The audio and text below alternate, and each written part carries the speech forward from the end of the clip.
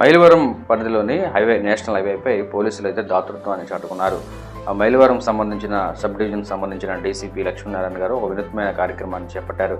అయితే ఆ హైవే మీద మల్లెపూలు అమ్మే కార్మికులకు నైట్ పూట చాలా ఇబ్బందికరంగా ప్రమాదాలు జరుగుతున్నాయని గమనించి ఆయన తక్షణమే దాతృత్వాన్ని చాటుకున్నారు. వారికి రేడియం స్టిక్కర్లకు సంబంధించిన జాకెట్స్ను అందజేశారు. అయితే ఇది నిత్యం ఈ ప్రాంతంలో మల్లెపూలు అమ్మి వాళ్ళ జీవనాన్ని కొనసాగిస్తూ ఉంటారు. అయితే డీసీపీ లక్ష్మీనారాయణకి ఒక మంచి ఆలోచన కలిగింది. అయితే పోలీసులు కూడా దాతృత్వం చాటుకున్న విషయాలు కొన్ని కోకొలలో ఉన్నాయని చెప్పుకోవచ్చు. అదేవిధంగా ఎన్టీఆర్ జిల్లాకు సంబంధించి మైలవరం డివిజన్ సబ్ డివిజన్కి సంబంధించి డీసీపీగా పనిచేస్తున్న లక్ష్మీనారాయణ గారు అయితే ఒక కార్యక్రమాన్ని తీసుకొని మల్లెపూలు అర్ధరాత్రి సమయంలో హైవేల మీద అమ్ముతూ ఉంటారు కొంతమంది మల్లెపూలు.